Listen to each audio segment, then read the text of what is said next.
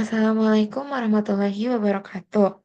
Perkenalkan, nama saya Aimanina Rizky dengan NIM 115240056 dari kelompok 6. Di sini saya akan menjelaskan laporan praktikum genetika tumbuhan modul 4 tentang desain primer. Pertama-tama ada cara kerja. Kita buka web yang tertera pada video, kemudian ubah kolom search menjadi nukleotid dan masukkan kode gen yang akan kita gunakan. Klik search, klik FASTA, dan kemudian kita akan mendapatkan sequence gen yang akan kita gunakan. Kita kopas ke Notepad untuk dirapikan, hapus spasinya.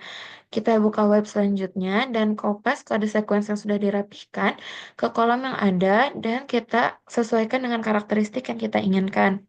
Kemudian kita klik Get Primers. Kita tunggu beberapa saat, kemudian nanti akan ditampilkan grafik dari primersnya dan juga primer pair.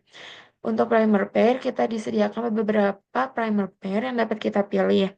Untuk saya sendiri, saya pilih primer pair nomor satu karena itu yang paling sesuai dengan karakteristik yang saya inginkan.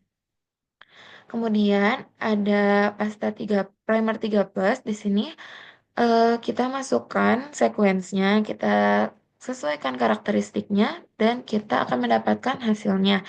Beberapa primer pair. Kita juga bisa pilih, untuk saya sendiri, saya pilih primer pair yang 3 karena ini yang paling sesuai dengan karakteristik dan juga tidak ada penghambat seperti hair self and secondary dan hairpin secondary structure-nya. Selanjutnya kita ke pembahasan. Pertama, saya akan membahas tentang primer 3. Primer 3 merupakan perangkat lunak yang digunakan untuk mendesain primer PCR secara otomatis berdasarkan sequence DNA target. Dalam praktikum ini, primer 3 berperan penting dalam pengaturan suhu leleh primer agar sesuai dengan kondisi optimal amplifikasi. Primer 3 juga mampu mendeteksi kemungkinan terbentuknya struktur sekunder yang tidak stabil dan berpotensi menghambat efisiensi reaksi. Fitur self-complementary dalam primer 3 memungkinkan sistem mengevaluasi apakah primer memiliki bagian komplementer terhadap dirinya sendiri. Primer 3 juga menyediakan fitur untuk menentukan wilayah target pada sequence template DNA yang ingin diamplifikasi sehingga hasil amplifikasi sesuai dengan tujuan penelitian.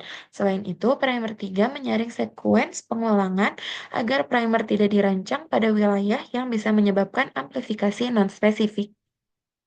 Kemudian ada primer blast, yaitu alat berbasis web yang menggabungkan desain primer dengan pengecekan spesifitas terhadap database genom.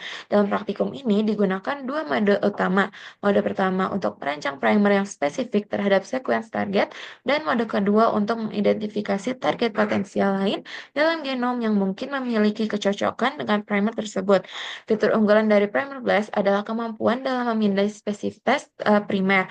Hal ini sangat penting untuk memastikan hasil PCR yang spesifik. Primer base juga melakukan penyaringan dan pelaporan terhadap kecocokan potensial yang ditemukan selama pencocokan dengan database. Selain itu, primer base mendukung peninjauan terhadap struktur intron-extron pada gen target, serta dapat mengidentifikasi keberadaan single nucleotide polymorphism pada wilayah ikatan primer. Selanjutnya, ada hasil primer yang saya pilih. Untuk primer base sendiri, saya pilih primer pair 1 karena itu yang paling sesuai menurut length dan lain-lainnya dengan karakteristik yang saya inginkan.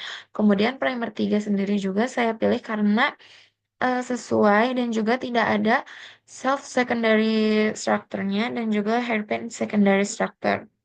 Kemudian ada daftar pustaka yang saya gunakan. Sekian dari saya, terima kasih. Wassalamualaikum warahmatullahi wabarakatuh.